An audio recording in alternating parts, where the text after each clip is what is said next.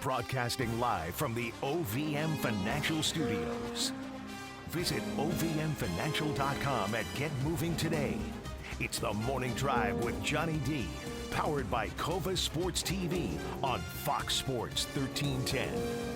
Man, it's already. You gotta realize we just came from. I know, that's what I was thinking about. Look at the passion you have, and you just got out of this with Dan Schneider, right? Yes. That was the whole thing with the new ownership group.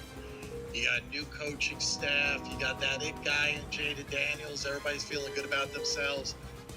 And then the story comes out. They suspended an employee, made comments about the team players being anti-gay, accused Dallas Cowboys owner Jerry Jones of being racist and anti-gay, and called NFL Commissioner Roger Goodell a $50 million puppet. Some of the comments that came out, man, he told the undercover reporter that over 50% of our roster is white religious, and God says blank these gays. I mean, a lot of the comments coming out of it also said some of the players are, quote, dumb as hell.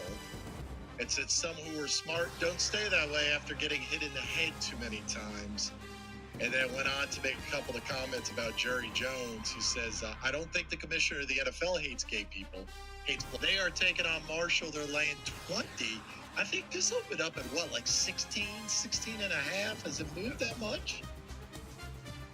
Yeah, it has. And I mean, Virginia Tech couldn't tackle a statue last week.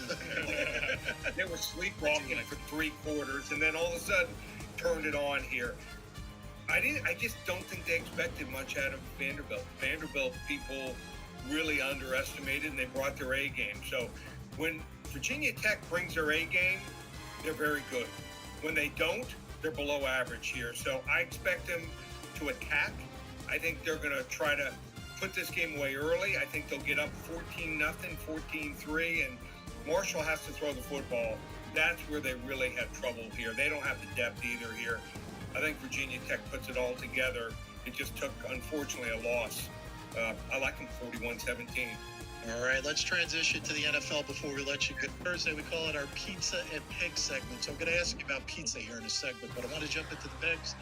Week 1 of the NFL season starts off tonight. We mentioned a lot this morning. Kansas City, they are a 3-point favorite, I believe, against Lamar Jackson and the Baltimore Ravens. And you got a couple of angles that you like with this game tonight. Talk about it. I do. So this is going to be a great quarterback duel, as we talked about all morning on the show. I've been listening, Johnny. I've heard you. I've been listening. Suave. So I think Travis Kelce is going to run for, he's going to get 2 touchdowns, okay, being passing or rushing. He's going to have 2 overall touchdowns. But that's not going to be enough because Lamar Jackson is going to rush 75 yards plus to put up a good fight, okay? I think overall, though, Kansas City's going to come out on top 28-21. What do we think? There you go. So if you're keeping track at home, the 3 picks that you like tonight, you're going to go with the cheap great articles kind of leading into the NFL season. And 2 of them I really wanted to kind of pick on is first the bold predictions. Tell our listening audience a little bit about some of the bold predictions you have, because some of them were interesting. You kind of went outside the box.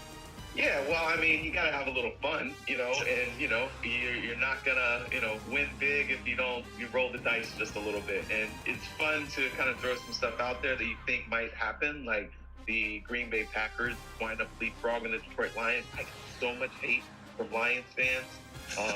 Good Lord. Tell me your team has sucked for a long time without telling me.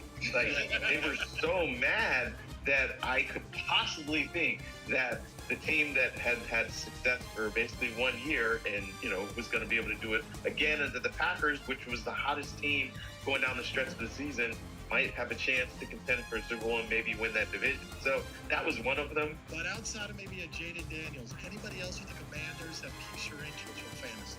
Well, I think you just said it. It's Terry McLaurin. I mean, I can't envision a scenario where Terry McLaurin is not getting absolutely peppered with targets in this offense. As you know, they got rid of Jahan Dotson, so it's basically just a group of guys behind Terry McLaurin. We don't have any other real proven options here at the wide receiver spot. We'll see if Diami Brown can assert himself here.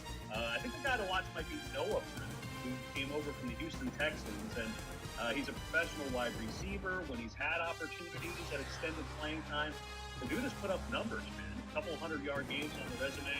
last year in Houston. So it wouldn't surprise me at all if he ends up finding his way to that number 2 wide receiver spot for the Commanders. But yeah, Terry McLaurin is a guy who excites me a lot this year for fantasy, just because I feel like this Commanders team with Cliff Kingsbury's offense, they're going to be running a lot of plays, and this Live from the OVM Financial Studios, the official home of the Hampton Roads sports fan. It's the Morning Drive, powered by Cova Sports TV on Fox Sports 1310. Along with Suave and JJ, your host Johnny D.